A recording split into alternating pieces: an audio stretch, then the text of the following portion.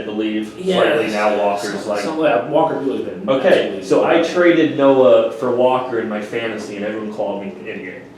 Just thought I'd throw that out. But to that point, doesn't that make them buyers? Doesn't that make the Phillies buyers? No, I think that's my point. Is I think the Phillies are buyers, and I think they're going to look for that elite starting pitcher. If they could get a player like what Verlander was for the Astros, that's the name you're going to hear every time. That's what people are looking for is the Verlander. I don't think there is one. You got to be realistic with it because it's looking like the NL Central is going to claim 2 wild card spots. So if you're the Phillies, who knows? Maybe you're 2-3 games out. Shoot, go for that guy. So, but if what are the standings right now? Do you know them off the top of your head for the Central? For the Central, it's I'm not. I don't know it off the top of my head. It's close. The East is also pretty close too. With it's the Braves one, and was it Phillies, Nationals? Right. Correct. Mets. Yeah. There was a moment where the Nationals were pretty hot. So.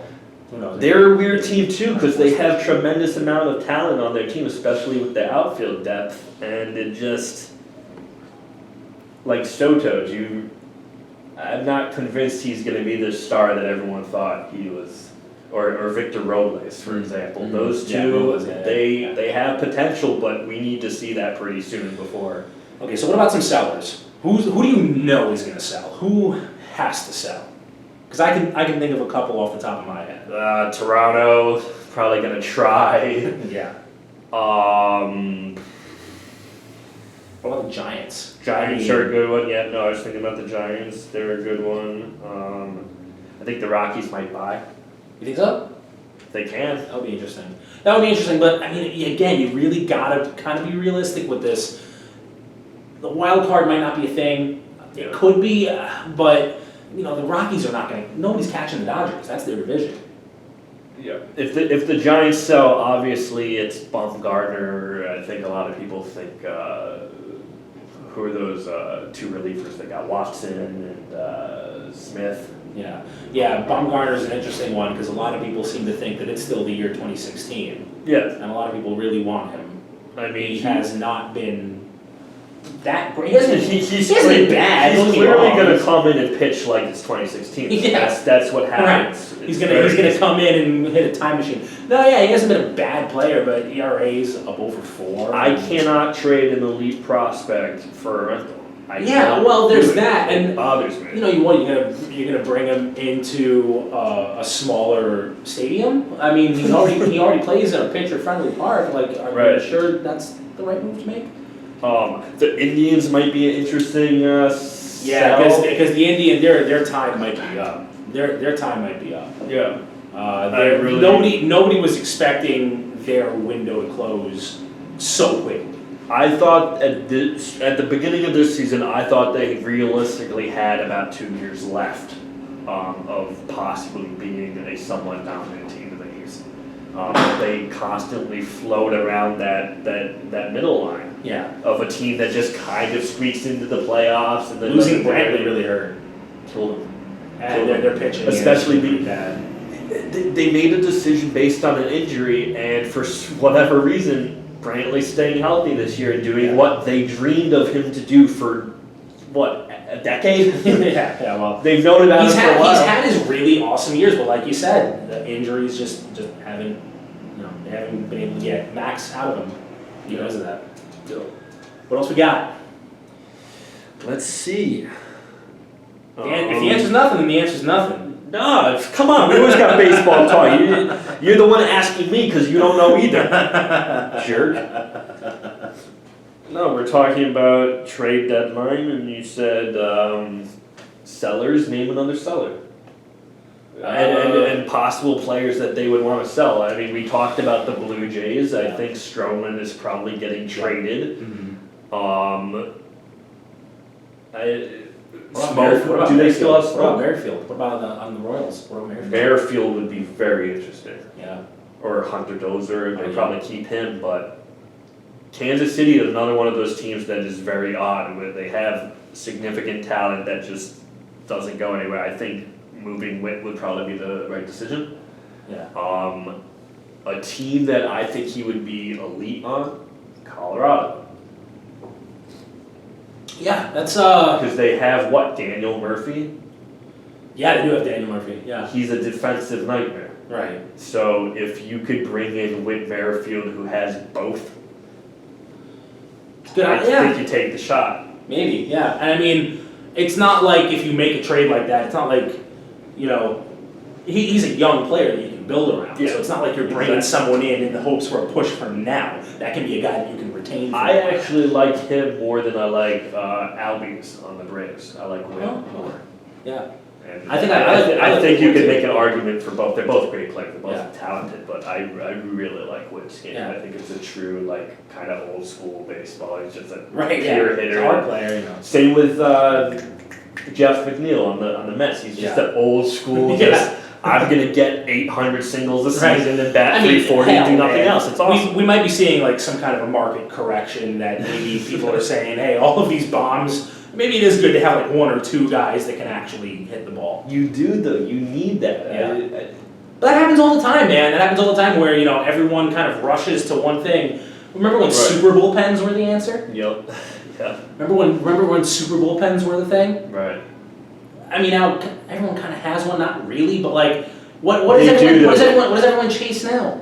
They chase that elite closure that they can put in any inning. Yeah. It's how many teams have we looked at over the past 6 years that have had multiple closures that start 7th, 8th, 9th? Yeah. Sure. That's the formula. Sure. That was the formula when we traded Chapman and Andrew Miller. Yeah. All right. Well, anyway, I have one last thing because Cool. we're running a little short on time. Yep. I got one last thing that I want to talk about. So, Cool. MLB is obviously having ratings issues. Yes. I mean, there's no other way to put it. When you have a league where 2/3 of teams are actively trying their hardest to lose, Yeah. It's an issue. who wants to watch that? Who wants to watch that? Unless you're in one of the 10 markets left that are Right. still trying to. And get they're out talking there. about expanding to 2 more teams possibly. Right. Which I mean, I do get it because I get it there's a too. lot of talent right now. There's, you know, analytics have brought us to a point where we can really, you know, put a lot of good players on a lot. Prospects are panning out a lot more than they used to. Yeah, and So- I think you've seen that a lot this year with the amount of talent that's been coming up. I mean, Austin Riley on the Braves, he jumps out. He's having a crazy career so Right. far. Since it's just started. So, how do we fix it?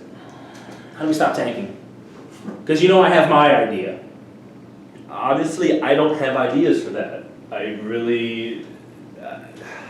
So here's the thing. Let me. But yeah, Kinda let's lay hear out what you this. have to say because So- I honestly don't have a general. And plan. you know, people are going to say, well, of course you're a big market fan, and of course you're going to think that this is a solution. Of course you are going to want to get rid of revenue sharing.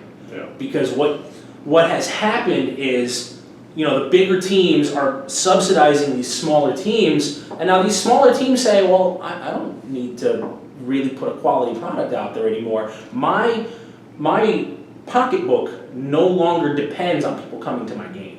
Right. So I could put out a trash product and, you know, try to tank and get the best possible draft pick, Right. because that's not going to hurt my wallet. So, And I also think that some franchises also get into the point where they're trying to not really sell the product on the field, but sell the experience of coming to the stadium. Like, Yeah. come see what we have. Like, right. am I going to a ballpark to go in a hot tub? No, I'm not. Maybe, But I don't know. How many? Don't the Marlins maybe have a hot once, tub? maybe one time. I would Okay, try maybe it. you, but no, I'm not getting in a Was bathing it, suit. was it the Diamondbacks? The Dodgers like jumped in their pool. Something after, like that. beat them in the Yeah, playoffs. Yeah. That's one solution that I have. Or One like that more. stupid slide that the mascot used to Oh slide yeah, down. yeah. You know. Oh, that would be so cool if the fan. I would fly Like, out let there the for fans 9 do it, fucking just do that. go. Another solution I have, and I guess we can kind of wrap things up Yeah. on this. Stop giving the #1 draft pick to the worst team, and that's going to end up sucking for the teams that really are just genuinely bad. I actually really Um, like the lottery system in basketball. I know it's a pain in the You ass could how do they that. shifted it this year and it You kind could of do screwed that. the Knicks. Here's but- the difference. The difference is that in basketball, the player you're drafting, he's making the immediate impact. Yeah, he's correct. there already. Right. You know, Some of these guys you might not even sign. correct. So. You know? And even if better you do idea it that in I years. think, I think this works specifically for baseball because the guy that is gonna be number one overall probably won't be in the majors for a few years. Right. Give that pick to the best team that didn't make the playoffs. So the team So that is basically the first team out. the first team out. Give it to the first And team then out. You go down that order. Give the teams the incentive to really try, and then if you don't make the playoffs, you get that number one overall pick. It's kind of a reward at the same I time. actually like that too. And I'll say this, But you still are gonna have teams that are gonna finish in the later part of that every year, no matter what. yeah, and look, man, like I said, it's gonna stink for the teams that legitimately are bad. You know what they have to do? Get some good front office people. That's what has to happen. And- If you're legitimately that bad, you need to just get some better staff. No, and that's a good point because how many times have we seen when front office adjustments have been made and they pay off huge? Mhm. Toronto Raptors. They just, what's that guy's name? Yuri. Oh, yeah, I can't pronounce. I his can't name, pronounce so his I name. have no idea. But he knows basketball well, and he was a formula that they brought in, and it worked. Yeah. Sometimes Or- that's the case. Or Friedman going to the Dodgers. Yeah, Look where they're at now. yeah. But so- so we're Yankees fans. So if you talk about that, for example, one of the best things that I think the Yankees do have that other teams don't is our development staff and our international scouting is unbelievable. Yeah. We really have a good eye for picking out talent, and then we have a really good eye for developing that talent. Yeah. And you've seen that with Michael King. The fact that we took Michael King from the Marlins in a throwaway project and basically got him to be on our top prospect list after a year is impressive. He's hurt this year, you're not going to see him, but still impressive. Yeah, but to kind of tie the whole point home, they got to do something about it. I agree. Because we're not heading towards a good place. No, you're not, and you're seeing, you need the casual fans because Yeah.